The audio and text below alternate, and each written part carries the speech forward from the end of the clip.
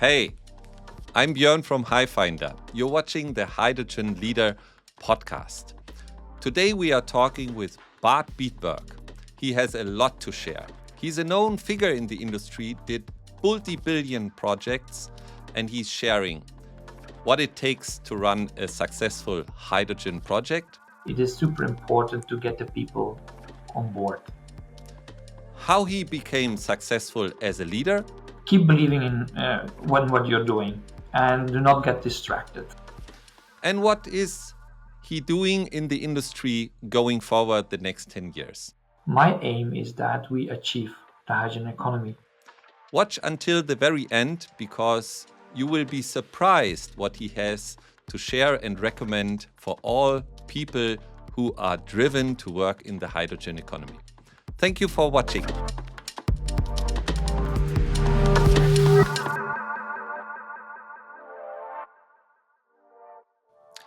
Welcome, Bart Biebuyck, to the podcast, The Hydrogen Leader. Thanks for having me, Björn. As you know, with this format, we want to inspire professionals to become hydrogen leaders just like you. And we not only talk about the hydrogen economy, but also about leadership principles and your personal growth hacks. And I want to start off with a question: who is Bart Biebuyck? Well, Bart Biebuyck has basically worked all his professional career on hydrogen. When I graduated in my high school from the Netherlands, because I studied actually in the Netherlands on automotive engineering. Actually, I'm a car guy. That's also logically because my first job after I left university, I went to Toyota and the research. And basically that's where I learned about hydrogen the first time, and I was very much interested about hydrogen. And Toyota was actually one of the pioneers on this technology. And so very quickly, as a very junior engineer, when I started in Toyota, I said, I want to work on hydrogen. And so that's actually how it started. But you went there with the ambition to start working on hydrogen. What was the ticking moment that you say, I need to get into this industry? Well, no, it was actually, during the studies, we heard about hydrogen, but there it did not really yet, sounded really, it didn't yet touched me. But when I learned more about it, when I joined Toyota and when I heard about the projects that they had on hydrogen, I said, oh, but wait a minute, this is it, And then you start digging and learning a little bit more of it. And they say, yeah, well, that's the solution, actually. Okay. Because I joined the powertrain department, a division at that time. And of course, it's all about at that time with diesels and gasoline, and hybrid was just coming out. Actually, that was the year when we started the Prius, the first Prius, 1999. Is that the one I'm seeing behind you? Yeah, that's the Mirai. That's the Mirai. That's the Mirai, but the Prius was the first hybrid car, from Toyota, where everybody said, hybrid, this will not work, this is too expensive and so on. Well, I think today we learned that hybrid, everybody has now hybrids, and it's one of the most popular technologies now to be driven with. So that was that was the start. So I said, yeah, I want to do that because, in this kind of programs, people said, okay, what do you want to do in the future? That was at Toyota, not different. So I said, yeah, I want to work one day in the hydrogen sector. That's how it went. And then, when I moved to Japan, I worked in Japan for a couple of years. I moved there with my family. When I came back, I said, we need to establish here also a hydrogen center or something with hydrogen because we need to start working on it. And that's how really I started really become very active on hydrogen because we had the first prototypes here. We had the program in Germany where we put it a couple of these fuel cell advanced vehicles. That was a kind of a 4x4 type of thing, carrying as a kind of Jeep type of design. And so, or SUV, that would be correct. And so then, from there, I can tell you further. We designed the Mirai and so on and so on. But then, in 2016, basically, when when we launched the first Mirai on Europe, when we also, opened the first hydrogen refueling station in Belgium. Actually, these are my two babies in the back. That's your baby. Yeah. I worked 7 years on the Mirai one, and then also I built the first hydrogen refueling station in Belgium more than 10 years ago.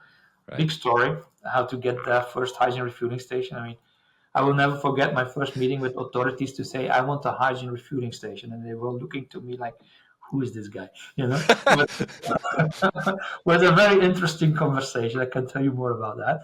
But then when we launched it, then there was an opportunity to start at the European Commission because they were looking for a new head in the Commission to lead the European Hydrogen and Fuel Cell Program.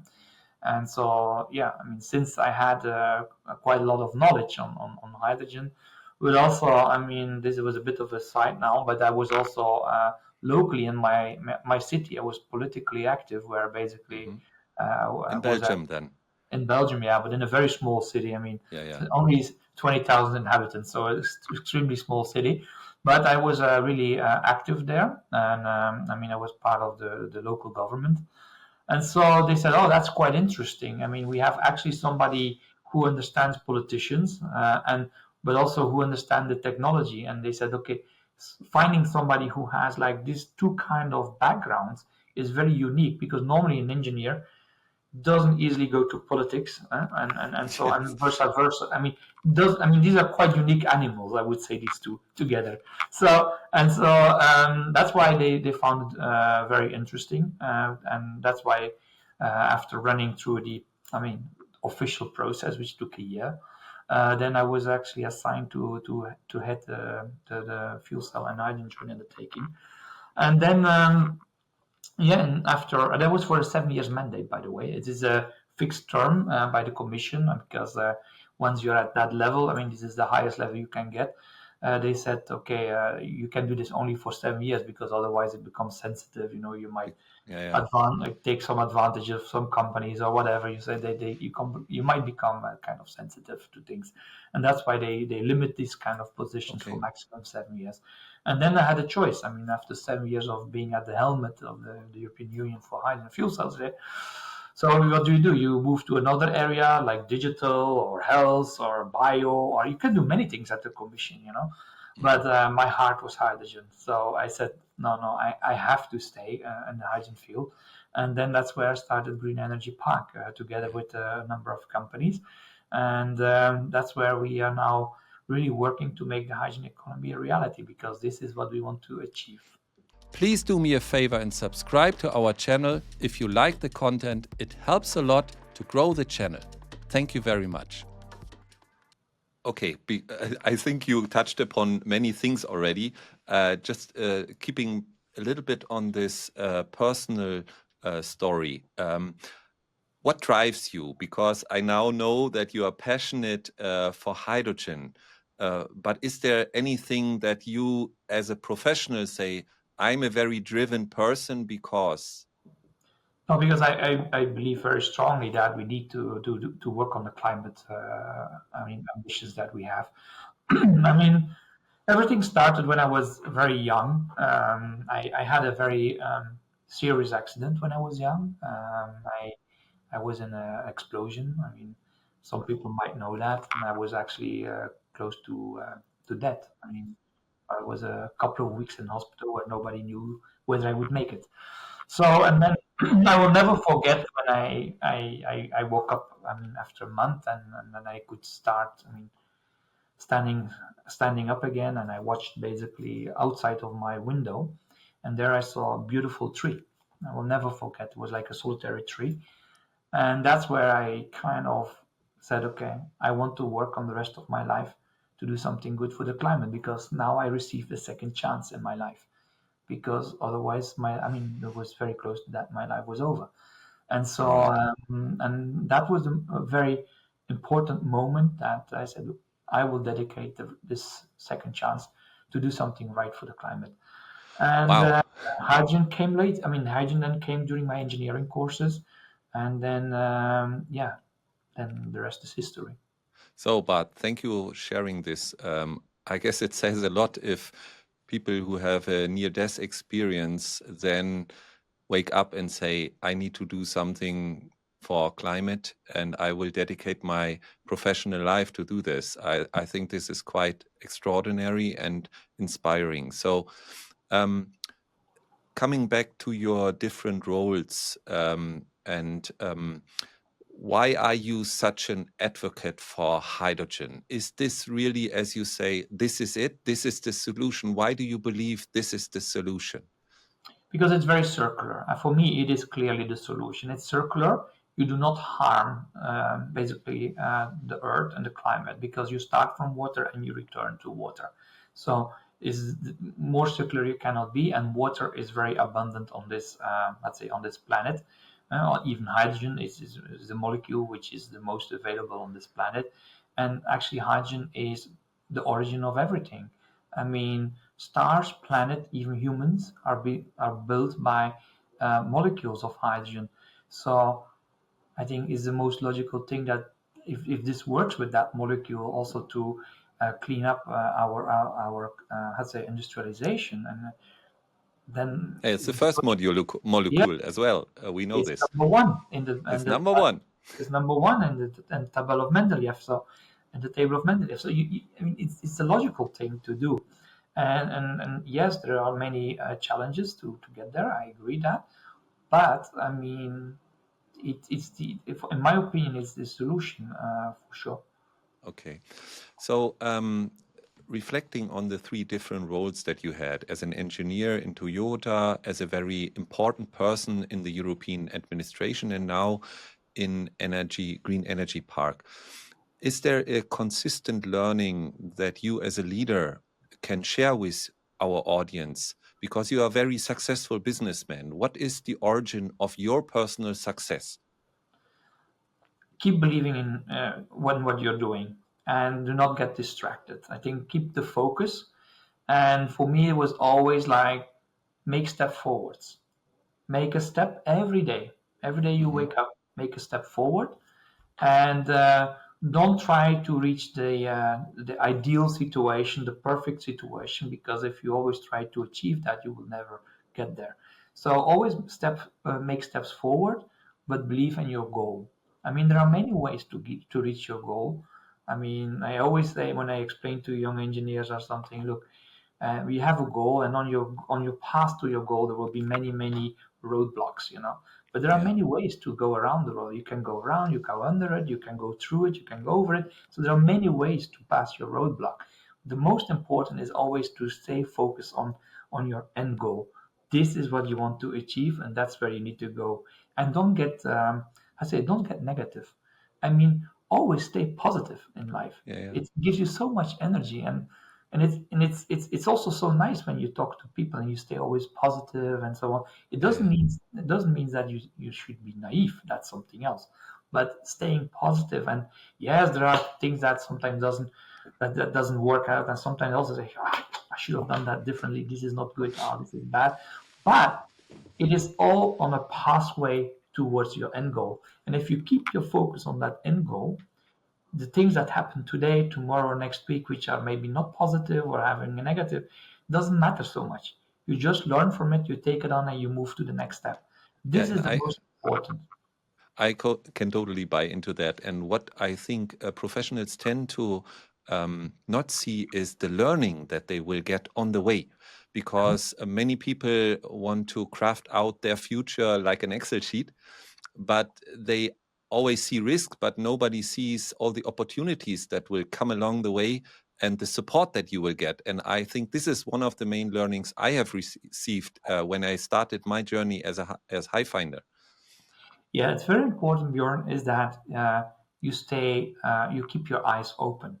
Yeah, Because I agree, you have setbacks, you have successes, and you need to learn. And this is the longer you go in life, the more you learn, of course. yeah, But also, it's not to shut down or close your eyes for potential opportunities. Because when people come on your pathway and they say, "Oh, Bart, I have this technology or I have this project. What do you think?" Well, there are two ways to react. You can always you can just say, "Yeah, I'm not interested. I'm busy with my project," or you can start talking and learn about and as a interest. So I always had in all my life always I say, yeah, let's talk, let's learn, let's discuss, and be flexible because there are Mm. many ways to Rome, and it's not because you have stipulated in your Excel sheet this is the way that this Yeah, is a good way. And I yeah, think there's a reason why some people come on your pathway. There's always a reason, and so be open for those signals because these are signals. Be open, take them, and then you will see. And what I also saw, like often, you don't immediately learn or understand today why you met a certain person or why you talked to a certain person.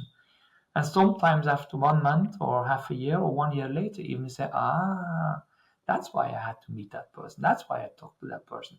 So be open for these kind of opportunities because coincidence doesn't exist. That I'm all really right. So this is coincidence doesn't exist. There's always a reason why people come to you. yeah, and There's always a reason. I would personally add, if you speak to some person, it opened up connections to others, right? If you Exactly. stay in your cellar, you will never experience and explore the world, right? So coming back to Toyota, because I think Toyota is very famous, at least from an outside view, for pursuing innovation over a longer term. Yeah. Um, how did this Toyota time shape your approach towards technical innovation? Massively. I mean, what I learned in Toyota is, yeah, was unbelievable. I mean, yes, of course, they have their very strong engineering focus. I think Toyota is one of the companies who spent most of their profits back into research and development. And Mhm. so they give engineers amazing chances to grow. And so Okay. I was super happy with the opportunities that Toyota gave me at that time. I really learned so much, but also I learned so much on leadership. How do you lead a team? How do you work with people, and so on. And but also um, just generally as an engineer, I mean, never to give up to find the answer. I mean, for example, this the 5 why principle. It was kind of very important. I mean, you need to ask at least 5 times why before you really found the root cause of a problem, or how they analyzed problems and how they then made a methodology to come to a solution. I always said that Toyota is actually an engineering school. It's like they are making fantastic engineers, and yeah, as a result, some cars coming out of the factories, but that's only the result of actually teaching and producing great engineers. And I think this is the secret. I mean, they focus on the engineers, on the people, because that's actually your most important asset that you have. And yeah, the result are cars that coming out. And Yeah. it's super important. It's also a principle, like in Toyota, they in principle, I mean, in principle, they never fire anybody. You don't Yeah. fire Yeah. people. You always try to find solutions for, and they are very much solutions driven. Never giving up. Always also go and study. I mean, this was something that it was very important. Always go to the factory, go to the problem point, and study and see it with your own eyes. This and so a lot of those, let's say, principles have really shaped me a lot in my life, and yeah, also the fact that you work with for the community, you work for the people. So this was also a very strong DNA in Toyota. So you always contribute to society, and it's important. One follow-up question, because as Europeans, there is always the view that there is this long-taking consensus in Japanese companies. Correct. From an inside view, you might have a completely different perspective. Can you explain the role of this consensus? Why is it so powerful from Japanese point of view, and what is unique? Can you share an inside view? So what is very unique is the way they come to indeed the decision making, and it's extremely long, Yes. but it's not about only the consensus making. It is also about gathering all the data, making sure that all the analyses are correct, and also the execution plan is made. So Mhm. the moment that in Toyota they say, let's go, we push the green button, then they have everything done. Everything is prepared, you know. It's like, Okay. then it's only like just running a script, huh? Yeah. And then you run the script. And this is why Toyota, I always say Toyota takes a long time to make a decision. Once decision is made, it's like their bullet trains. It goes extremely fast because then the whole thing is written up. They know Yeah. everything, Yeah. cost, the people. They say, I think in it has its pros and cons. Huh? I mean, Mhm. I don't say which kind of let's say way of managing is the best way. I mean, Europeans has clearly a different way, which basically they take a little bit faster decisions without having everything already fixed. And that gives us a bit of a flexibility where you see that flexibility in the Japanese culture is very hard.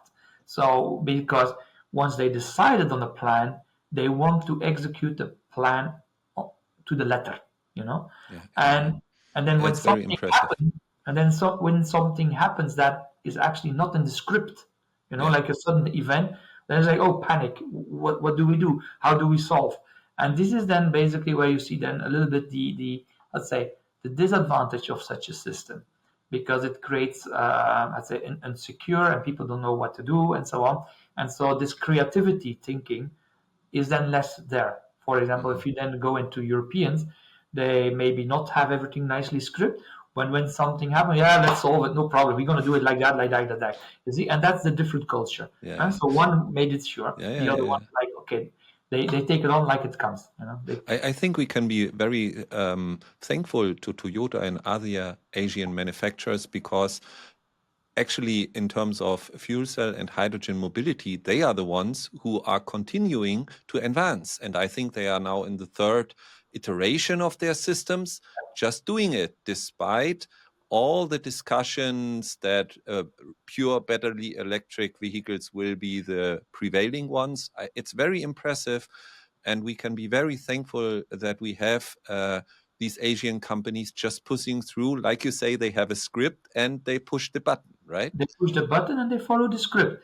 And so, unless there's something that is shocking different, then they will change. So that's why, yeah, they just make the analysis on hydrogen, Yeah, and they believe just like me that this is one of the best solutions at the end. yeah, yeah, yeah, And so they go for it and they yeah. continue to do it. And I think we should be indeed very thankful for them to do it. Yeah. Coming to your important European role in the administration, and so I think you were instrumental on setting up these hydrogen valleys. Can you explain what was the most rewarding thing in that transformative project, and what was the most challenging aspect to get this going in 7 years' time? Yeah. So, I mean, there were many things I did at the commission level, but Hydrogen Valleys is one of the very impactful initiatives, together also with the European Hydrogen Bank, because I was also the originator of the European Hydrogen Bank initiative. But the Hydrogen Valleys, I will tell you the story behind that. This When is why we are here, Bart.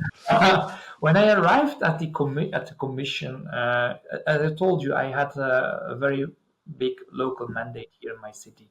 So I was Yes. very much engaged in with the local people and so on. And when I moved to the commission, I left that position because it was impossible to combine it.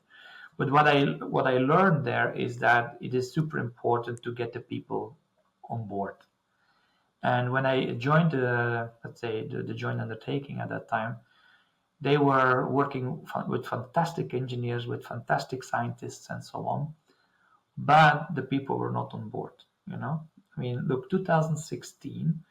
Uh, this is now almost like 10 years ago, just now. If you were talking about hydrogen at that time in society, Like an no, alien. it was like nobody knew. You know, Mm. I mean, when I was talking to hydrogen, I mean, people didn't know what it was.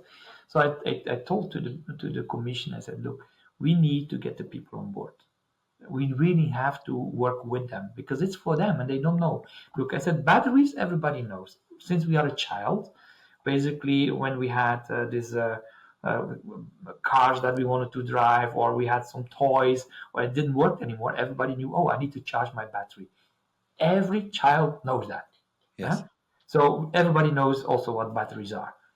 On hydrogen, unless we have followed an engineering course or a scientific course, you have no clue what is hydrogen. Yeah. So, and I said, we need to change that. We need to show to the people what hydrogen means and bring them on board. And so that's where I came up also with the Hydrogen Valley idea.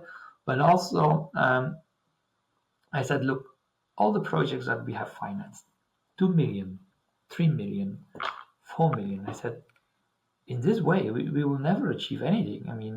I mean, Toyota has spent billions of euros, and we are coming like with 2 million there and a research project 3 million there. And I said, that doesn't work. It's not making we an need to impact.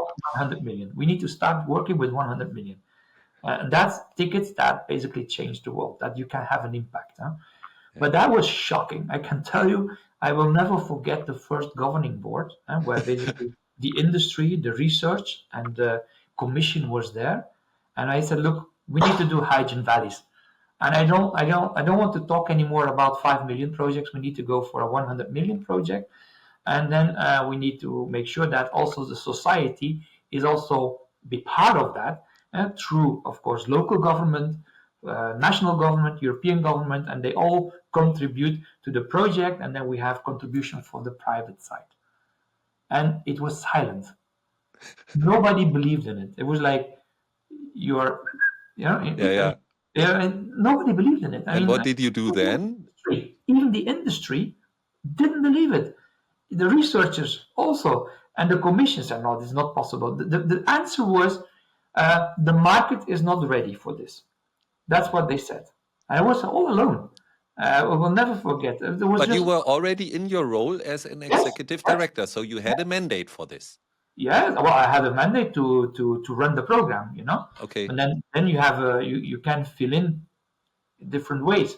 Right. But I was like, the way we are doing it, I mean, if we continue to do it like that, we will never achieve our goals, Because the goal is to make sure that people are using this technology. That's the goal, Otherwise, if they don't buy the technology, nobody. We might have a beautiful technology somewhere in a cupboard and somewhere nice publications, and a lot of universities have written fantastic papers, but nobody is using it. What's the point, So we need to make sure that people are using it, and the only way that people can use it is that they can experience, because then they get convinced. Seeing is believing. This was the way I looked at this. And so I said, we need to involve local politicians. Really, we have to. And so the way then, because they said, look, we don't believe that the industry is ready. We don't believe that the market is ready.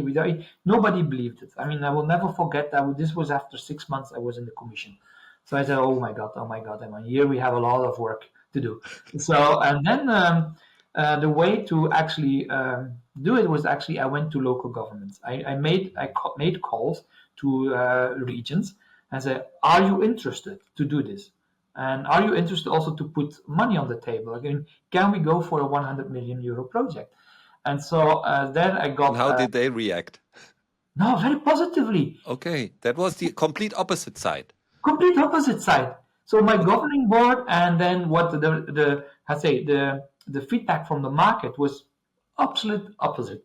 And this was the interesting point, Mm-hmm. Sometimes they say people are in a bubble, and it's really true, because they were in a bubble. Because you see really that the market, the field was thinking differently about that.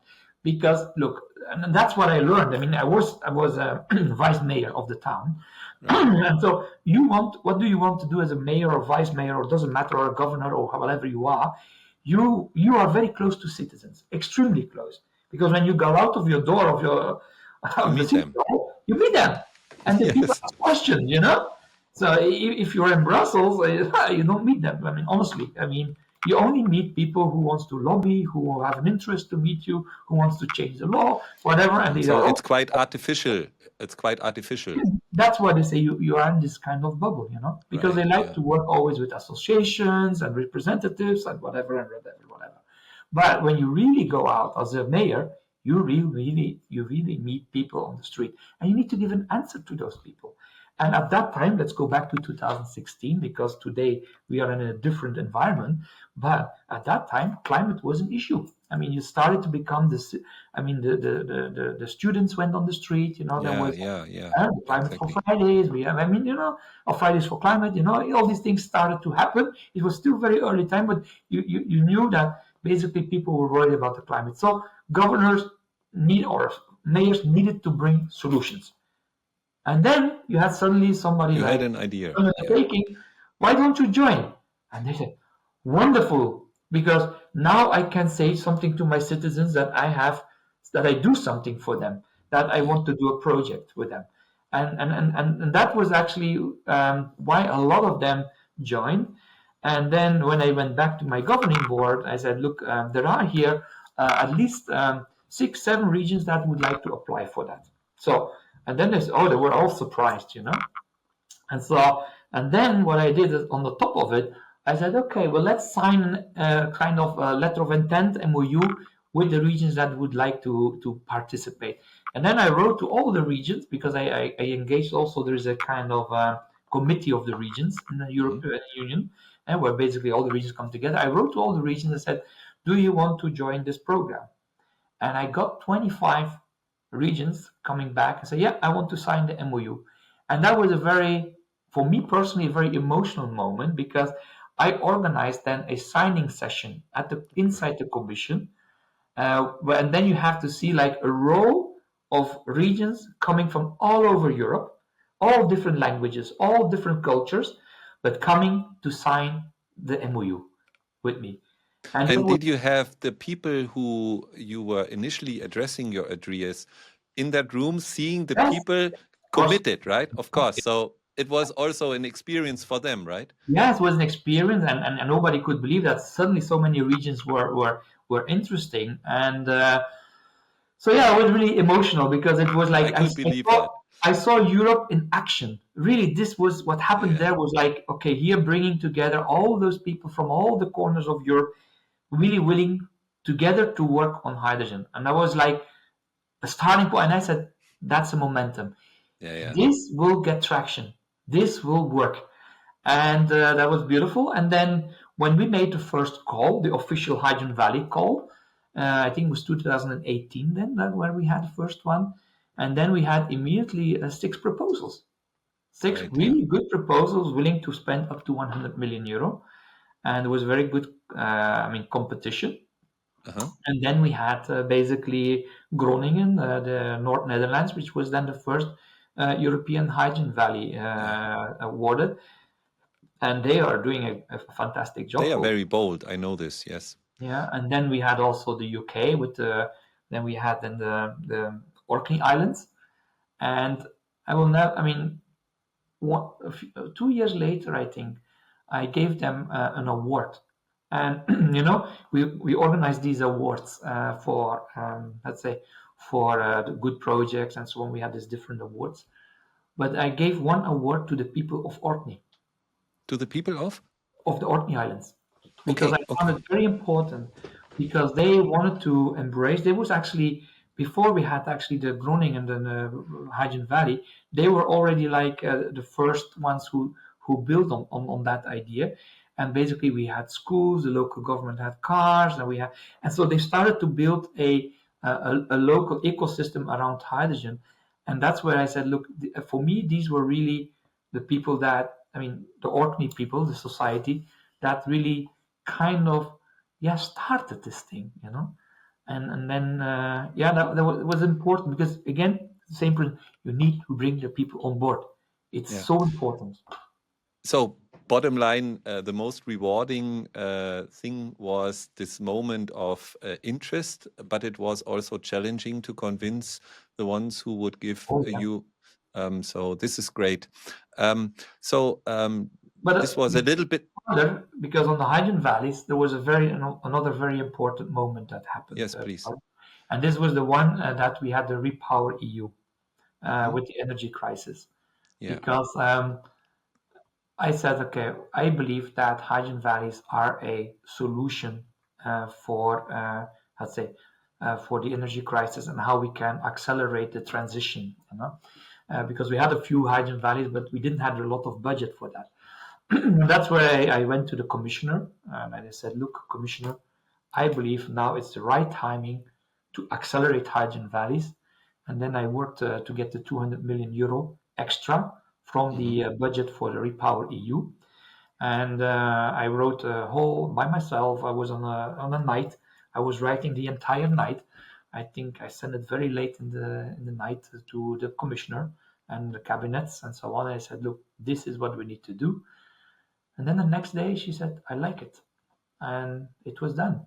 And that's how then basically I got 200 million euro extra for hydrogen valleys. But again, everybody was not, I mean, I was the only one who took that decision and fight for it. So I think this is real leadership behavior because you needed to convince people who were not convinced. You needed to inspire them.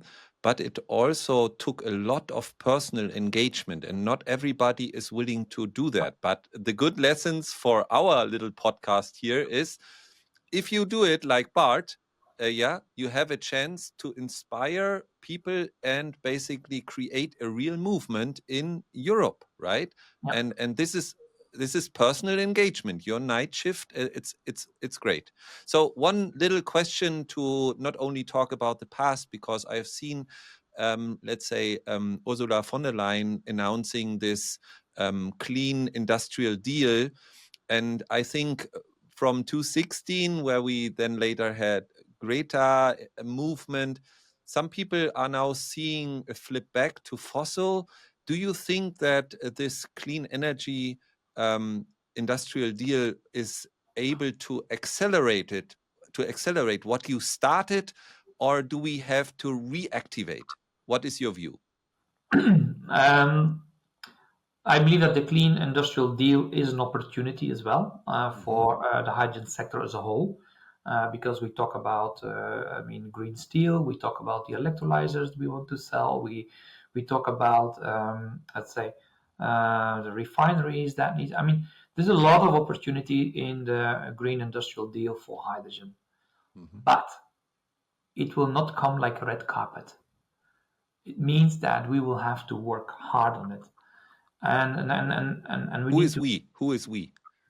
I mean, we I think as citizens, I mean, as everybody will have to work hard on it because nobody can do this alone. This is Mm-hmm. will be strong partnerships will be necessary, and really people who work, Mm-hmm. huh? Not only talking, not So we only need a lot of people engaging in the yes, hydrogen economy to push this forward. But yes. we now have an opportunity. We have an opportunity. The opportunity was always there, huh? Bjorn. I Mhm. mean, the opportunity never. I mean, I can tell you, the support at the European Commission for hydrogen is huge, is enormous, and Yeah. this is good.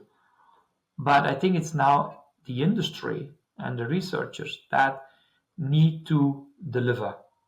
And I think this is the point, and this is also why I started Green Energy Park, my current job, but we can Yeah. come to that a Yeah, bit yeah, later. we will come to that. Definitely, yes.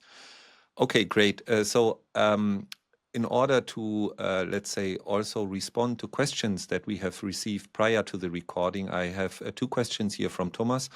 And just to, I think we covered a little bit of that, but he asked, what are the key factors that are needed in scaling up and replacing fossil fuel? And what is your time frame? How long will it take? So, first of all, what are the key factors? I mean, it's very simple. We need to make sure that hydrogen is competitive with today's gray hydrogen. Yes, you can have a little bit more expensive, but very slightly. But in principle, it needs to compete with the gray hydrogen. If we cannot get there, hydrogen will not be successful. Yeah.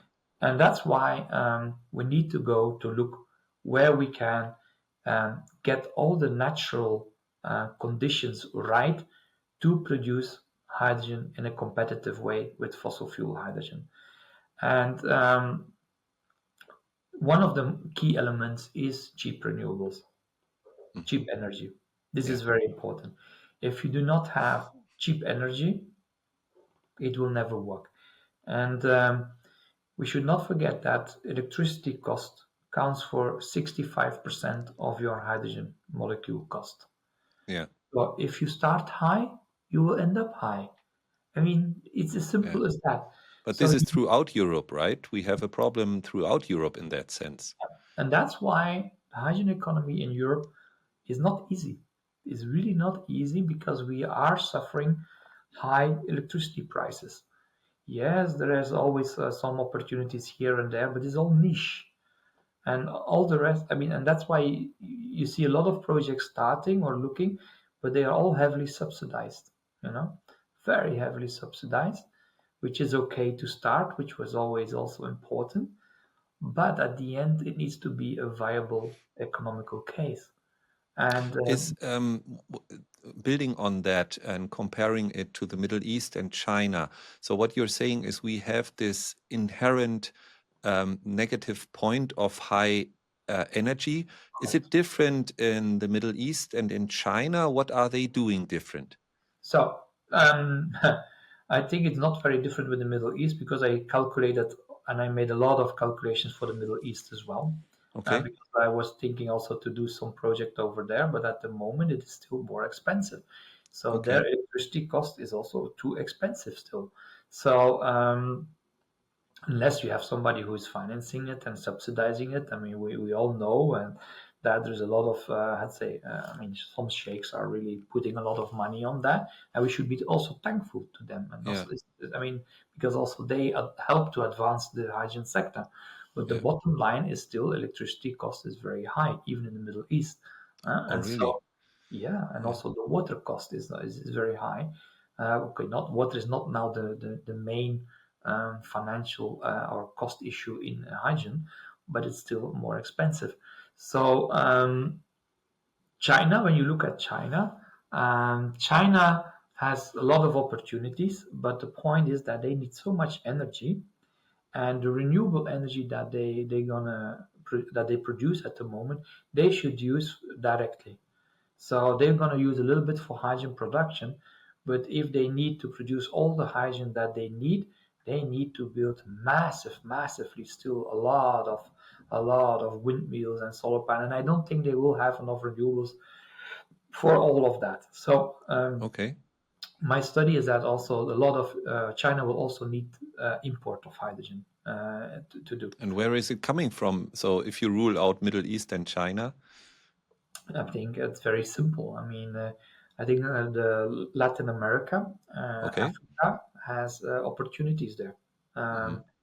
I mean, look, what I said always to the Middle East, I said, look, you can produce your hydrogen for your own consumption. Use it by yourself, create added value products, Hmm. and then sell those added value products. But I think being a hydrogen producer and exporter to Europe will be very hard for them. It's very Oh, expensive. really?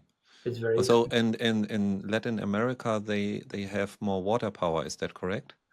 They have water power. They have very cheap renewables. Like for example, where I'm now in, it's not only Brazil but also other Uruguay, Colombia. They have quite good renewables. I mean, for example, even where I am, they have now there are now 300 gigawatts of renewable projects waiting to be connected.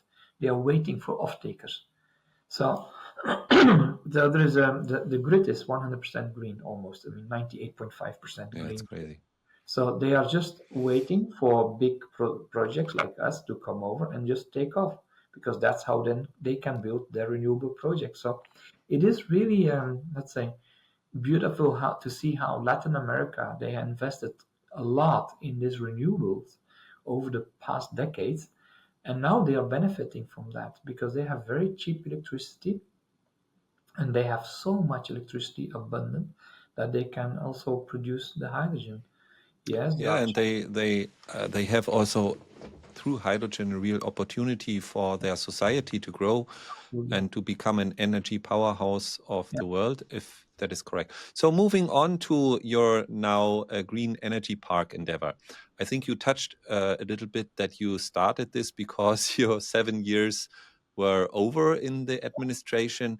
But what got you inspired to start exactly Green Energy Park? because it was time for the industry to show that it's possible, the hydrogen economy. Yeah. I looked. Looking back on my career, I started with Toyota, the engineering path, and at that time, 1999, when I started, the technology needed to improve. So Mhm. throughout Toyota, we launched the first Mirai and the first hydrogen refuel. So the technology was gradually getting better. What was missing in 2016 was really the policies, the regulations. There was nothing. So you So do tick that off as well. then I went to the commission and helped to bring hydrogen at the highest level. So I was extremely, and I can tell you the first meetings, when we had the first yearly, let's say, conference on hydrogen and the joint undertaking, it was impossible to get even a director general or to get even a commissioner coming to that event. It was not important. It was like, okay, something. In best case, we got a director or something like that. So, I mean, I kept pushing, kept pushing. Suddenly we got a commissioner. And I have to say it was Commissioner Sefcovic was the first commissioner that came and went to speak about hydrogen. And then we went up. We had the vice president, and then we had finally the president, Yes. Ursula von der Leyen in 22. But it took almost like 6 years to get basically The attention of these people. and really the attention and working on it, working on it, working on it. But at a certain point, then you had all the Red 3 regulations coming over.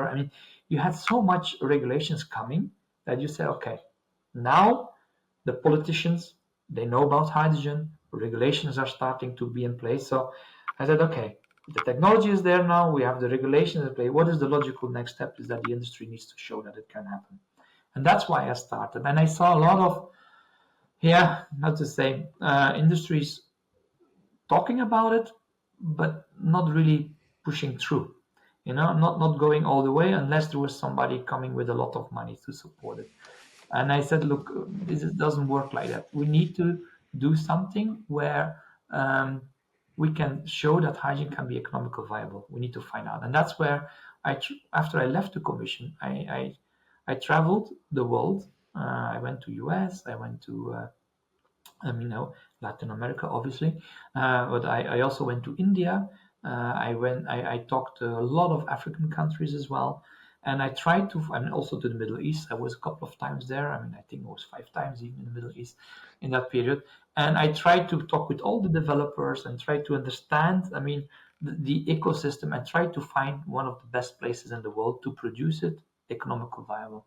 And this is how I ended up in Brazil. And actually, that finding was actually supported, for example, with Bloomberg. If you look today at Bloomberg New Energy Features analysis, you see that Brazil is the cheapest place to produce it. LCOH is the best in Brazil. Then when you look also Fraunhofer Institute analysis, you see also Latin America and also Brazil, one of the best places in the world. And so the analysis that I made, and then afterwards also confirmed by various of those studies, made me say, okay, that's where we need to start. Does it mean it's impossible on the other locations? No. Look, hydrogen you can produce even on Antarctica. You can produce everywhere hydrogen. Yes. It's the most simple thing that you can do. The point And is we need a viable point that spreads out. exactly. And that's where I said, like, okay, we need to start in Latin America because there's a lot of renewable electricity abundant. Yeah. And there's a lot of water there as well. Yeah. And so these two elements are the basis for hydrogen. And Yeah. so you need to look for that. You need to Yeah. start, your starting point needs to be right. And that's where I said, okay, now we're going to show how to make it viable because that's the only way how you can convince the skeptical people on basically the contrary, that hydrogen is a part of the solution. And so that's Yeah. where It's then I looked at the people to work with me. yeah. Yeah. Yeah. We cannot do this alone. No, for sure. And coming back to your endeavor, I think the Green Energy Park is much more than a bunch of advisors, right? You have basically a big concept behind that, right? Correct. Now, the Green Energy Park is a group of companies. So Hmm. we came together with a number of companies, basically working in the LNG market, ammonia market. They have more than 40 years experience in onshore and offshore pipelines, in terminals building, ammonia tanks building. I mean, one of the biggest ammonia tank on the European soil is actually built with one of the group companies as well on the European. So they have about, I think, altogether between 800 to 900 people, all the Yeah, group companies quite an together. army. Yeah, quite an army, and you need an army to do this. I mean, we have process engineers, tank engineers, piping engineers, electromechanical engineers. We also have a lot of EPC, which is engineering, procurement, and construction people. They are based in Lithuania. We have also steel construction people who make unique pieces already today. And with all those people together, basically we are designing and then going to build and operate actually the hydrogen, ammonia, the production plants in Brazil. Hmm. But you need that. I mean, no, so we are not advisors at all. Yeah, yeah, Basically, yeah. we use all our experience. And I looked actually for people who were complementary to me. If you look at the executive board of Green Energy Park, all those people coming from a different background. I mean, we have Tobias, he's coming from Germany, from German engineering, leading a big engineering firm. Then we have Mendogas. He has constructed in the hardest parts of Europe, in the Baltics and the North part where it's cold and so on. He constructed undersea pipelines, Yeah. metering stations, hard stuff to build, very difficult. And for them, I mean, their spirit in their company is amazing. They say, when everybody gives up, that's where we start to work. So, and this is the spirit that I look, because Yeah. building this hydrogen plant is not something that is a walk in the park.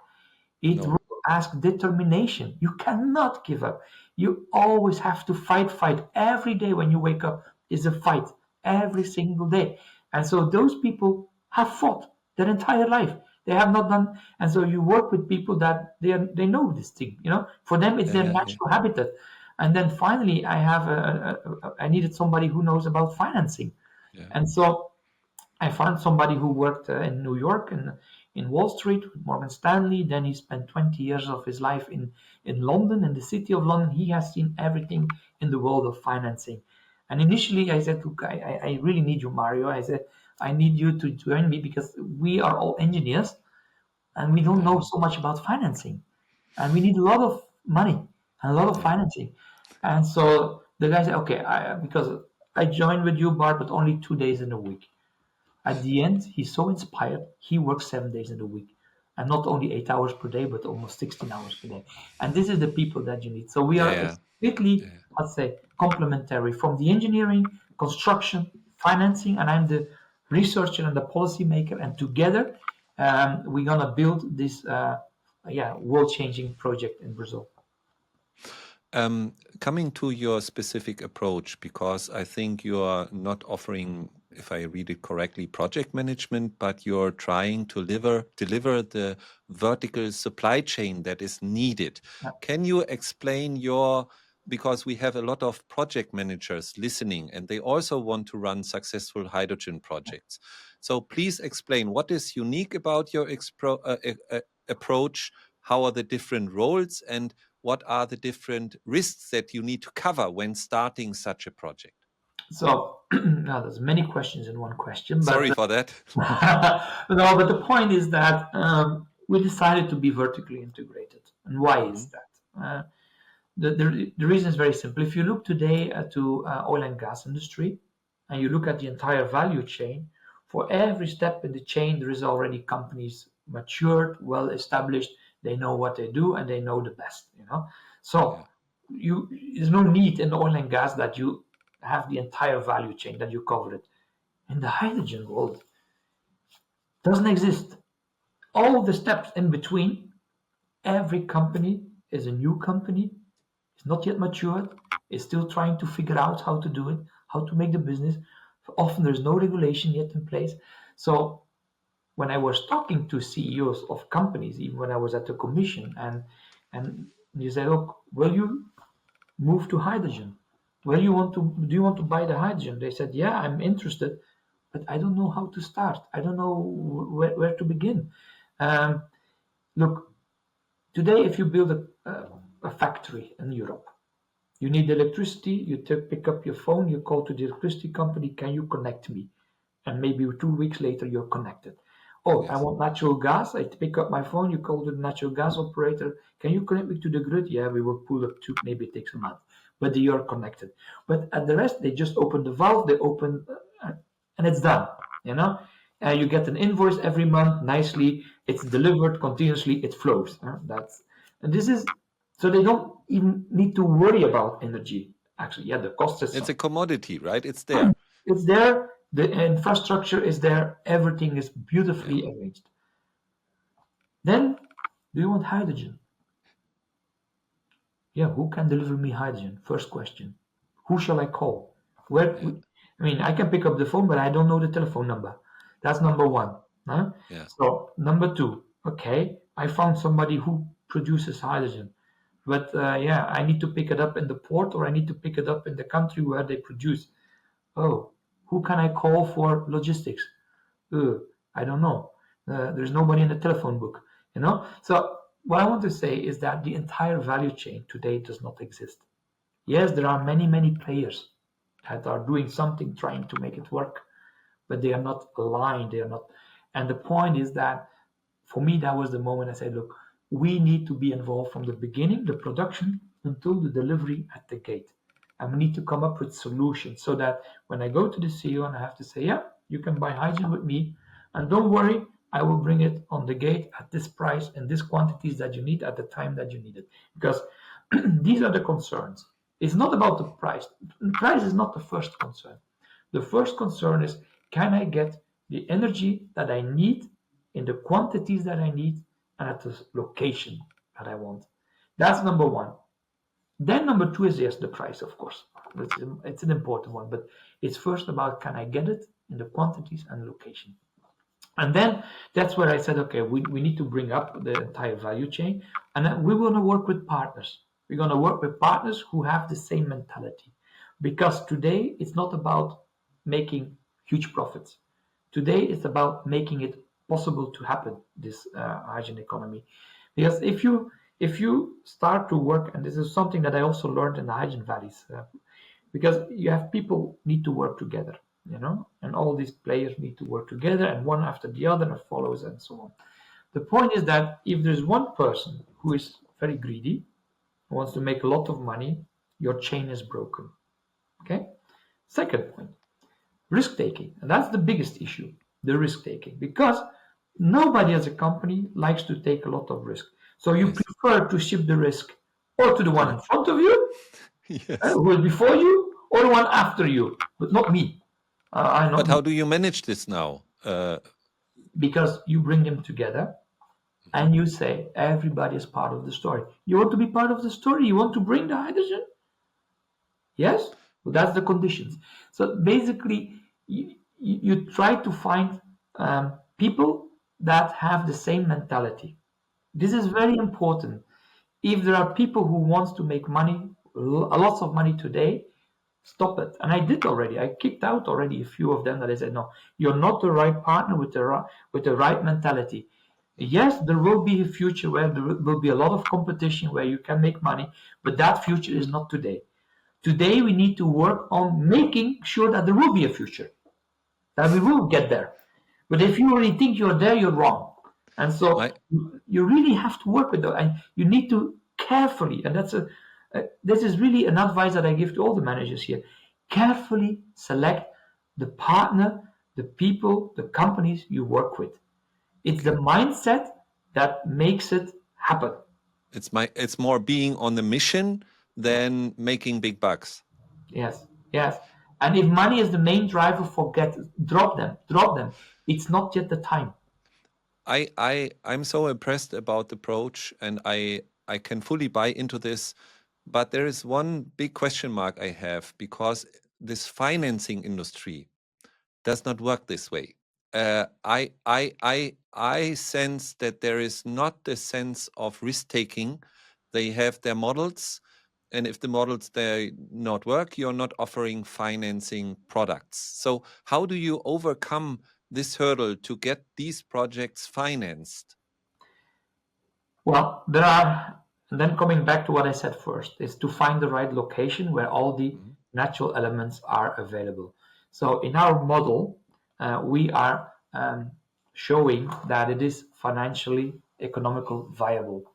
And then That's they the first point. Okay. that's a because a lot of those projects aren't. I mean, I Mhm. said that a lot of, and I'm also a kind of a root cause for that because when I was at the commission, we financed a lot of projects, you know. But in a Yeah. way, subsidies is also kind of a market disturber because you attract certain projects to a certain location because there is money and developers are going there. And actually, this is dangerous because then when the money is run out, still the natural conditions are not there, and then Yeah. basically it doesn't work anymore. And this is what we see happening now, that a lot of projects are just stopped because of that. Actually, it doesn't make economical sense. The only reason why they went there is because there were subsidies. But that's how you do market disturbance. And so, and I know that also with the Hydrogen Valley, somehow we need to be very careful to make sure that we create I'd say that we create valid, Viable systems. viable system, and it's that was a learning for me also during my progress process. And but so this is where you approach the financial, I mean, sector. You have to basically go there and say, look, this is the economical case. Yes, maybe we will not make 20%, 25%, double, triple digits profit like you have with the IT sector, because this is infrastructure energy sector. It's a long-term investment. And I think when I often say, also when I go in public speeches, I often say that the whole finance world, they have been living on steroids the Yeah. last years because the IT bubble, the apps and all this, I mean, online platforms and everything, they were really giving so much profits, but that was not, I'd say, that was kind of living in a bubble as well. Because when you look back in the years 80s or 90s, at that time there was no IT sector yet, and there they had to invest in infrastructure projects and so on, where the returns were more moderate. But they Mhm. got used at such a huge returns from the IT sector, a short Okay. term, huge returns, that they got kind of a, let's say, maybe a misperception of what is actually real. Yes, it was also real, but somehow you cannot compare energy projects to And that. are you seeing that managers in the finance industry adapt to this new world? Mm, uh, Because with all the AI hype, I think that's yeah, correct. not It would be slowing down your argument. correct. No, you're absolutely right.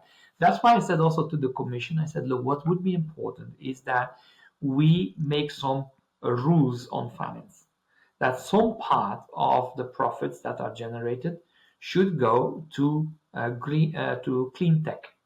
Hmm. Uh, so, and I think we are not there yet. So, I think that some of the investments that we will need to make some regulation that investments are channeled to clean tech, because clean tech is not an easy one, you know.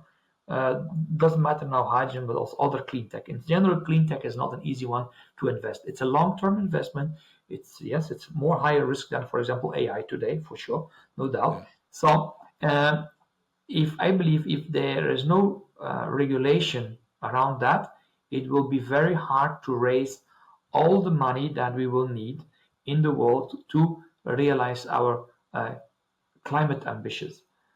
Because now with AI, I mean, look, I was going to give you an example, and you will immediately understand.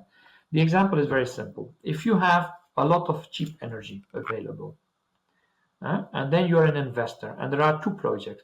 One is a Hmm. hydrogen project, which costs 4 billion euro, and the other Yeah. one is a data center, which costs also 4 billion euro. But a Exactly. data center you can build in 1 year and a half. A hydrogen, you need 3 years of construction time for the same Yes. project, same investment. And with the return, you are sure that with the AI, you have an immediately return. For the hydrogen and the ammonia, you still need to convince the off takers. It's a much harder market. AI is an easy market. Where do you put your 1 billion euro? Yeah, for sure. Voila, you have it. So you know the answer, and that's the reality where we are living today in the market. This is I see what I every day, and so the point is that if we do not regulate that somehow, that also clean tech should get part of the investments, um, then it will So be. there are some initiatives where banks, I think in the UK, for example, have to get out of oil and gas investments. Otherwise, they have to re-explain. So what you're saying is there should be some sort of quota investments of the financial institutes that are going into clean tech projects. That's what you're recommending. Exactly, exactly. I think Okay, it's very, and very important. with then the obligation to explain if you're not doing that, or with the obligation that you then have disadvantages on the rating. Yeah, something like that. I mean, there must be consequences if you don't do it. Yeah, I mean, yeah, I mean, if there's no consequence, I mean, yeah. That's there must be a stick. yeah, So, yeah. Okay, so this has been great. So what I realized is basically you're not driven by the money only. In particular, you're on the mission. You had this engineering role, you had this administrative role, and now you want to show that it is possible. So yes. I congratulate you on this approach. Coming back, and I have, let's say, 3 more questions for you, which I think are very important also to our listeners. So please put yourself into the shoes of a young project manager who got excited, also because of Bart's word, to join the hydrogen economy. Unfortunately, he's in Asia or in Europe and not in Brazil, but he still wants to be successful in his role as a project manager. What would you recommend to that young professional? What he should look out for his project? Well, first of all, before you look out for your project, is what do you want to achieve in life? What Mhm. is your life's mission? What do you really want to do? And think about this carefully, because this is actually what will make your project successful. Okay. Because if it's not in your heart, you will never achieve it, or it will be very hard. You have to live, you have to breathe, you have to live what you want to achieve in life. So you need to have your life's goal. Think about it carefully. You have to, I mean, I really believe you have to have your goal ready, and then I go for it, you know. And there are many ways again to get to your goal. Your one project can be a part of the way, but there will be many projects on in your career coming up. Yeah. So and each of those projects will bring you closer to your goal. But Do for it with your passion. goal, but do it with passion, and you have to really. And if you do not have the passion, and whatever you do, and if you do a project and you don't feel it, I'm not sure it's the right project for you. There are maybe other projects for you that are even better. So this is number one priority. Think Hmm. about it. And then when you believe, okay, this is my goal, I want to achieve that, and I start my project, never give up. Never give up. This is, I mean, if you have that goal, you want to achieve the goal, you never give up, because the people see that around you. People look at it and they say, this guy, no, he will not do it. And yeah, he wants to do it because he has to do it. He gets his salary, whatever, you know. But it's not really with his heart. So never give up. Fight for it. Fight for your project. I mean, I can tell you many stories in my life how I fought, and you would be even very. I think we need to do another podcast. We need to do another one in You two really need years' to fight time for your or one project, year. because Yeah. that's how you show to the people outside Yeah. that you are determined, that you want to make it happen, and then they start to believe you, and that's very important. Then um, surround you with the right people, Hmm. with like-minded people, Yeah. because alone you cannot change things. Yeah. As a team with partners, you can do amazing things. Yeah. You can beat the world. That's how often I say. But make sure that you have the people with the same passion around you, and then you wouldn't say 1 plus 1 in that case is much more than three. So do that. This is very important as well, and enjoy it. Enjoy what you're doing, and be positive. Enjoy the challenge also, right? Enjoy and no, and make fun. I mean, Yeah. and every step that you make, if it's a small step, celebrate the step. Go for it in the evening. Let's have a drink together and let's celebrate as a team. Because even if it's a small step, even if it's a submission of some file, or even if it's something that you found like a Yeah. breakthrough, celebrate, celebrate. That's most important. And celebrate it as a team, and stay always positive. Don't talk negative, because it brings you nowhere. Only negative brings down your own energy. That's the only thing that it does, and the people around you, because people think, eh, that's a negative guy. I don't want to be with him. So that's important. Stay positive. Enjoy what you do. Celebrate if you have successes. Or surround you with the right people. Very important. And never give up. Fight for what you believe is the right thing to do. I think this can apply to any role that you have in a profession, not only to project managers. So this is great advice. So I want to reduce my remaining questions to just one, because I think it's so inspirational that I don't want to mess up here. But please put yourself into the shoes 10 years forward, Bart, and you would like to look back on your career, and what do you think is your view on what would you like to achieve, and how do the people should see you in 10 years time? Oh, Will well, you be the Elon Musk of hydrogen? well. I mean, look, my life was about. I mean, I coming back to what I said. I wanted to work for the climate, and I wanted to make a difference and an impact. So I wanted to make sure that at the end of my life, or 10 years later, when I go on retirement, that I can look back and I said, yeah, I made a difference. I made a difference in the people's life in a positive way. And that was what the other people think. Honestly, I don't care too much, because they can think whatever they want. I hope, of course, that they will see it as well. Of course, that's the aim. But it's not about what the other people think. It's about how you feel about yourself. If you feel like, okay, I did the right thing, I'm happy, and you can tell this to your children, your grandchildren, say, look, this is what we achieved, and I lived for it. That's the most important. It's about yourself and your family, how they feel about it. Because don't forget that also your family, they sacrifice a lot. I mean, if I look to Yeah. my family, I'm off, I'm gone a lot, I'm working late hours. So they need to be part of the story. So that's the most important. And so my aim is that we achieve the hydrogen economy. This is really what I would love to do. Um, Yeah. and I believe in 10 years from now, if I can see that the hydrogen economy is really taking off, and I see a lot of successful projects that really can, and the hydrogen is really used in many, many sectors, then I will say mission completed. Wow. Okay. So for sure, I think you already made an impact in your past career, and seeing how driven you are, I can see that you will make a good impact in the next 10 years. So thank you very much, dear Bart. It was mind blowing for me to listen to all the passion that you have. We at Highfinder are also passionate, slightly in a different, but we also engage to grow the hydrogen economy with passion, with our tool set, right?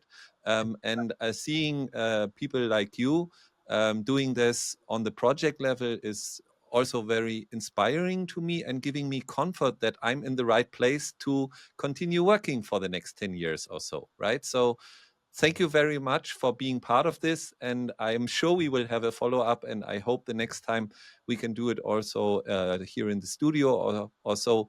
But thank you very much, Bart. Now, thank you, Bjorn, and thank you to Highfinder for the opportunity to share the story and to inspire young engineers, young project managers to do the right thing in life. And also, I think that you with Highfinder, you play a very important role in Thank moving you. this ecosystem to the right direction. Thanks a lot for your Thank you passion. very much. So thank you very much. Bye bye. Bye.